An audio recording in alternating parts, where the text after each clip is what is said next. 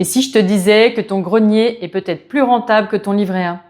Bon, ok, tu vas me dire, en ce moment c'est pas difficile, avec un taux à 1%, ton argent fait surtout de la méditation. Mais si je te disais que parmi tes objets qui prennent la poussière, certains prennent 300, 500, voire 1000% de valeur, parce qu'on a tous chez nous un carton souvenir oublié depuis 1998, une cave pleine de « ça peut servir un jour », ou des objets qu'on garde parce que mamie a dit que ça valait quelque chose. Eh bien, tu sais quoi, pour une fois, mamie avait vu juste. Aujourd'hui, je vais te montrer 16 objets vintage qui traînent peut-être chez toi, qui prennent de la place, mais qui pourraient littéralement payer un plein d'essence, tes prochaines vacances ou un très bon resto, avec entrée, plat, dessert. Et tout ça sans vendre un rein sur le dark web et sans piocher dans le compte épargne de tes enfants. Alors si ces arguments ne t'ont toujours pas motivé à faire un peu de tri, tu peux scroller jusqu'à la prochaine vidéo. Mais si tu es encore là, je t'offre mon e-book du désencombrement. C'est un guide qui t'apportera une méthode claire, des outils simples pour gagner du temps et passer à l'action facilement. Tu peux le télécharger gratuitement dans le premier commentaire de cet épisode. Allez, on entre maintenant dans le vif du sujet et on commence par les jouets. Ceux que tu as martyrisés quand tu étais enfant. Parce que les collectionneurs sont prêts à casser leur tirelire pour retrouver des morceaux de leur enfance en bon état. Parmi les plus recherchés, on a les cartes Pokémon. Si tu as une vieille carte Charizard de 1999, pose-toi calmement. Elle s'est déjà vendue 12 000 $. Oui, une carte en carton que tu as peut-être échangée un jour contre un Kinder Bueno. Il y a aussi les Lego Collector. Pas ceux mâchouillés par le chien, mais les éditions limitées qui sont encore dans leur boîte d'origine. Les figurines de saga culte, Marvel, Dragon Ball, Tintin, Chevalier du Zodiaque. Et bien sûr, Star Wars des années 80. Une figurine de Boba Fett s'est déjà vendue 22 400 $, alors qu'elle valait 1,90 € à l'époque. Il y a aussi les jouets McDo des années 80-90. Comme quoi, même le Happy Meal peut être un placement financier. Et puis les Barbie vintage des années 50-60. Mais attention, parce que les Barbie des années 80-90 commencent à leur voler la vedette, surtout si elles ont fait un flop commercial. Par exemple, la Barbie enceinte controversée à l'époque peut se vendre 800 € aujourd'hui. Et enfin, les poupées patoufs, qui comme leur nom l'indique ne sont pas ouf et qui sont donc devenues rares et chères, jusqu'à 4 500 €. Comme quoi, le moche, ça rapporte.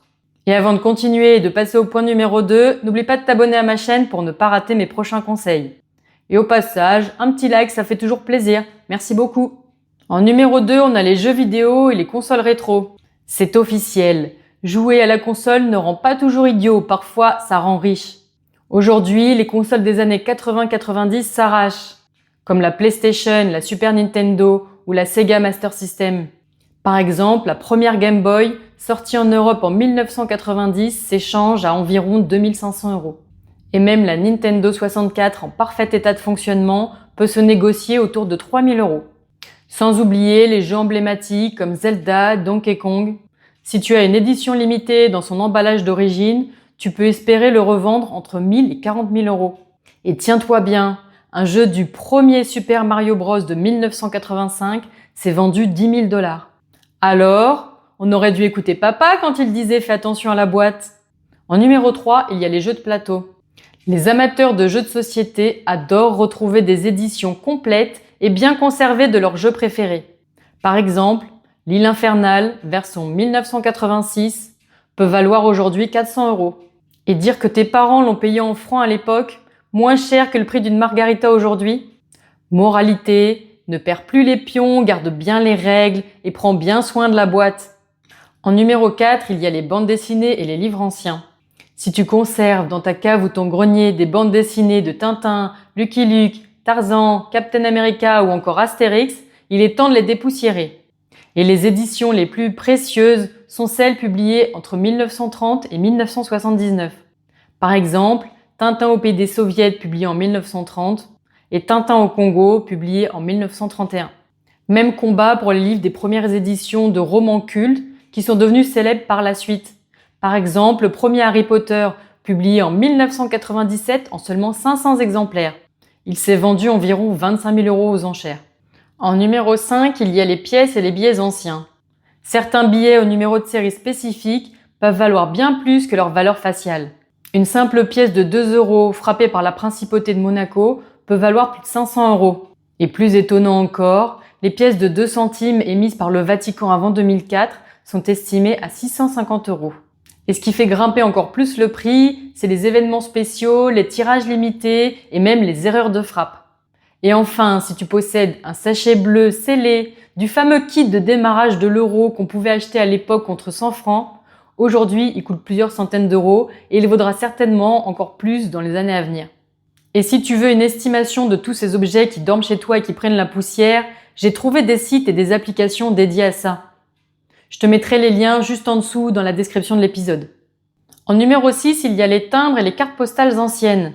On les croyait passées de mode ou réservées à des vieux collectionneurs, mais les cartes postales et les timbres sont toujours autant attractifs.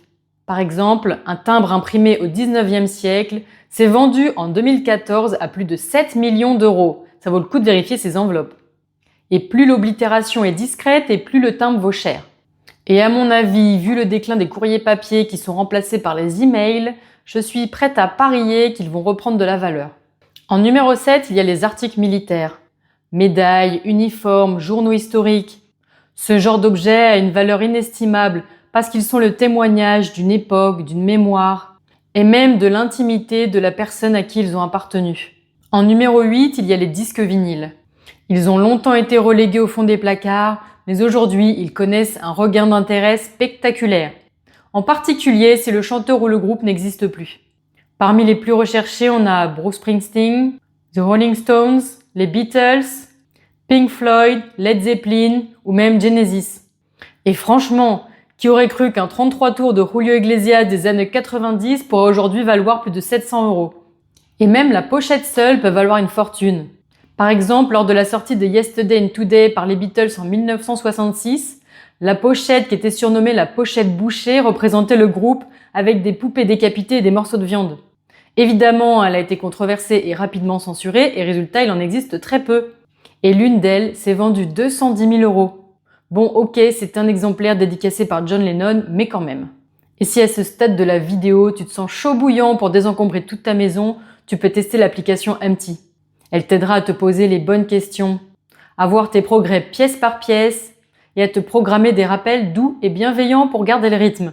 Si ça t'intéresse, je te mets les liens vers Google Play et Apple Store dans la description de cet épisode. Et on passe maintenant au point numéro 9, les objets publicitaires. Certains objets publicitaires sont devenus des pièces de décoration ultra tendance.